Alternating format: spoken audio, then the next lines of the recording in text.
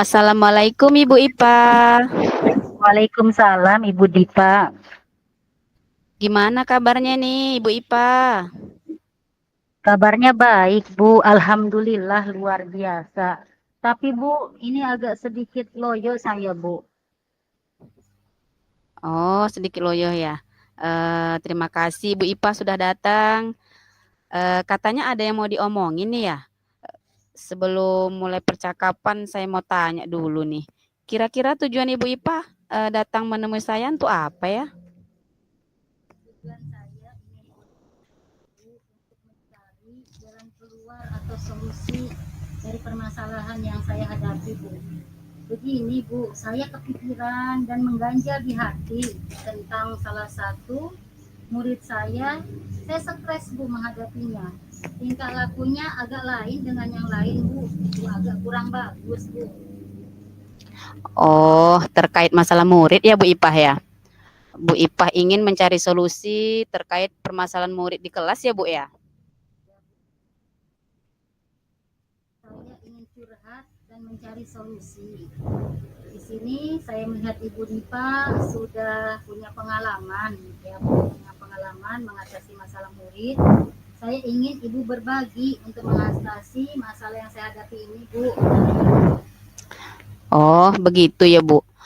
Memang iya, Bu, sebelum sebelum saya jadi kepala sekolah, saya juga pernah jadi guru seperti Ibu, mengalami masalah seperti yang Ibu jelaskan tadi, saya juga pernah mengalami.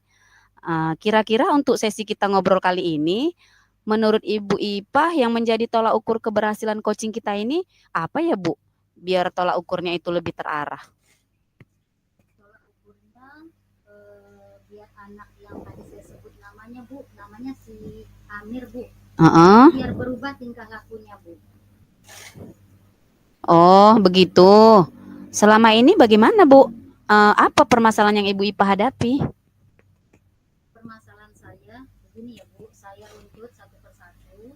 Silakan. Ketika saya masuk ke kelas Bu, anak tersebut atau si Amir tidak pernah tenang Bu.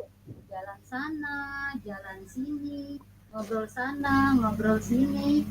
Omongannya tidak pernah terarah Bu. Jika saya bertanya A, dia menjawab B. Jika saya bertanya B, dia menjawab A. Jadi anak lainnya itu merasa terganggu dengan apa yang dilakukan si Amir ini. Oh, begitu. Kalau saya tangkap sih sepertinya si Amir ini mencari-cari perhatian Ibu Ipa nampaknya ya. Betul Bu, itu sepertinya memang mencari perhatian saya. Tapi kan tidak mungkin ya Bu. Ketika saya masuk, saya hanya memperhatikan si Amir aja, tanpa memperhatikan kawan-kawan yang lain, kawan-kawan si Amir yang lain. Jadi saya nggak bisa Bu hanya fokus satu orang saja. Kan saya harus memperhatikan semua kan Bu. Berarti si Amir ini berbeda dengan murid-murid yang lain ya, Bu. Hmm, menurut Ibu Ipa, standar anak yang bisa fokus mengikuti pelajaran itu yang seperti apa ya menurut Bu Ipa? Menurut saya, standar anak yang bisa mengikuti pelajaran adalah anak yang memang bisa menerima pelajaran dengan baik dan anak lain merasa nyaman belajar dalam kelas atau belajar di satu kelas dengan anak tersebut Bu.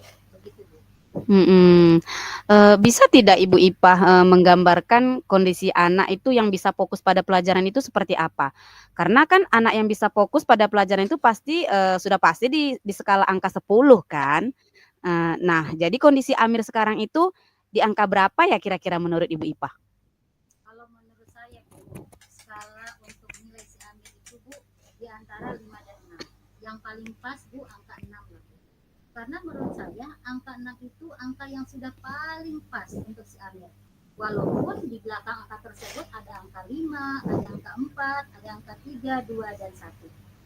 Nah, untuk si Amir, saya hanya bisa bilang si Amir itu pas dengan angka 6. Padahal anak yang lain Bu berada di angka 9 dan angka 10 Bu. Angka 6 itu udah di bawah sekali nampaknya Bu ya. Paling tidak Ibu Ipah ini menginginkan Amir itu pada kondisi skala berapa untuk bisa mengikuti pelajaran dengan baik? Saya sih Bu pengennya nggak terlalu muluk-muluk lah Bu untuk si Amir ini. Saya pengen si Amir ini berada di angka 8 saja sudah cukup Bu. Oh, begitu. Walaupun ada Bu anak-anak yang lain, tapi untuk si Amir di angka 8 saja lah Bu. Nah, ini harapan Bu Ipah ya. Kira-kira apa kekuatan yang Ibu Ipah miliki agar anak bisa lebih fokus pada pembelajaran sesuai dengan skala angka yang Ibu harapkan tadi? Saya mempunyai dua kekuatan Bu. Menurut saya, satu, saya ingin memberikan motivasi kepada anak yang lain agar jangan terpengaruh dengan tingkah laku si Amir tadi Bu. Dan yang kedua, bersama dengan guru lain, kita berkolaborasi dan berkomunikasi seperti dengan guru mapel, dengan wali kelasnya untuk mengatasi masalah si Amir Bu, agar si Amir ini bisa dapat berubah. Itu kekuatan saya Bu. Oh, nah Ibu Ipah kan sudah memiliki kekuatan nih. Terus kenapa selama ini belum Ibu jalankan? Apa sih hambatannya? Ada hambatan, ya kan? Hambatannya yang pertama Bu, saya masuk ke kelas si Amir itu karena saya guru bidang studi agama Bu. Saya masuk ke kelas hanya 3 jam saja.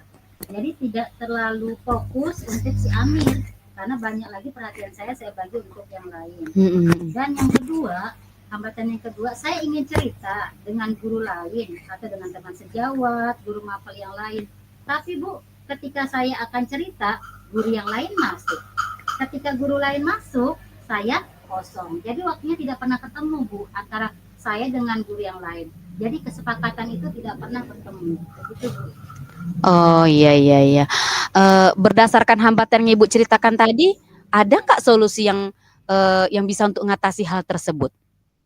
Ada Bu, tentunya ada solusi untuk hambatan tersebut. Jadi menurut saya begini ya Bu, jika diizinkan Bu, saya bersama wali kelas dan guru mapel lainnya, misalnya guru mapel agama Kristen juga ya, guru mapel bahasa Inggris, penjas dan sebagainya, serta wali kelas memanggil Amir bersama-sama untuk berkolaborasi mengatasi masalahnya, menanyai masalah si Amir, mengapa dia kok seperti itu. Yang kedua, saya ingin menemui guru satu persatu untuk menanyakan gimana sih tingkah laku Amir jika mereka masuk, misalnya di pelajaran bahasa Inggris, gimana sih tingkah laku si Amir ketika pelajaran bahasa Inggris. Dan ketika pelajaran penjas mungkin Bu, saya ingin bertanya, gimana tingkah laku si Amir di pelajaran penjas. Jadi saya ingin bertanya satu persatu dari mereka Bu, begitu menurut saya Bu. Solusinya betul sekali ya Bu ya, karena memang hambatan yang Ibu jelaskan tadi itu memang semua itu memerlukan waktu dan tenaga. Nah, kira-kira menurut Ibu Ipah, hal apa yang membuat hal itu mudah untuk Ibu laksanakan? Yang paling mudah ya Bu untuk saya laksanakan, saya memberi motivasi dulu untuk si Amir sendiri ya Bu, sendiri. Terus yang selanjutnya saya memberi motivasi pada teman-teman yang lain agar tidak terpengaruh dengan tingkah laku si Amir yang selama ini dia lakukan di kelas. Fokus pada pembelajaran. Itu saja yang paling sederhana yang bisa saya lakukan Bu. Oh begitu, itu sudah baik Bu ya. Ibu sudah melakukan hal yang pas seperti yang telah Ibu sampaikan. Kira-kira berapa lama jangka waktu yang Ibu Ipah butuhkan untuk mengatasi masalah ini? Bu, saya membutuhkan jangka waktu untuk mengatasi masalah saya ini. Yang pertama saya minta waktu kepada Ibu 1 minggu ini Bu.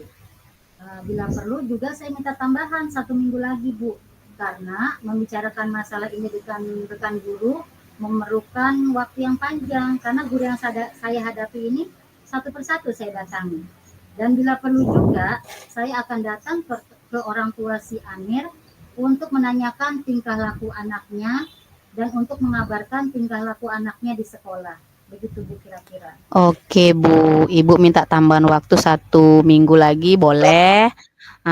Jika sudah Ibu laksanakan, tentu ada tolak ukur keberhasilannya. Nah, tolak ukur keberhasilan lainnya itu apa ya Bu ya? Tolak ukur keberhasilannya Bu, jika si Amir itu dapat berubah, alhamdulillah. Jadi tolak ukur saya adalah untuk merubah Amir dari tingkah lakunya tidak baik dan bisa fokus pada pembelajaran sehingga anak atau kawan-kawan dia yang ada di kelas tersebut merasa nyaman Amir berada di kelas. Tapi kalau tidak berubah juga, mungkin saya akan melakukan hal yang lain.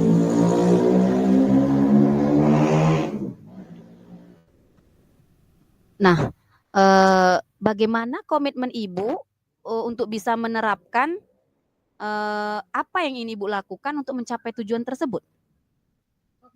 Komitmen saya, Bu, saya ingin berkolaborasi dengan guru lain, Mm-mm. dengan sejawat, dengan guru mapel, dengan wali kelas, bahkan dengan ibu sendiri.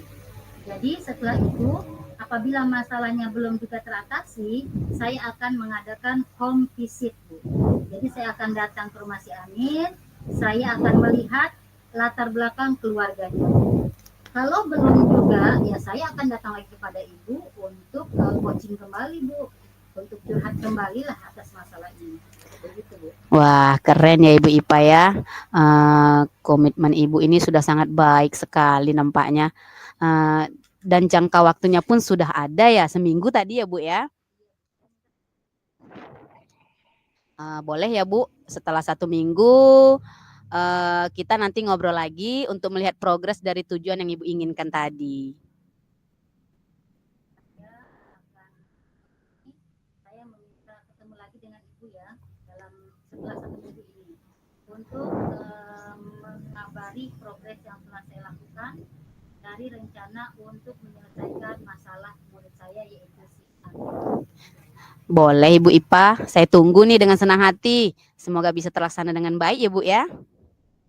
Jadi beban saya ibu sekarang udah agak plong, Bu, udah agak lega. Karena tadi Bu sebelum saya coaching dengan ibu berat sekali beban saya. Mungkin saya pun merasa stres. Oh iya Bu Ipa. Jadi percakapan kita sepertinya sudah selesai nih Bu Ipa ya. Terima kasih banyak Ibu atas waktu yang telah Ibu sediakan untuk saya.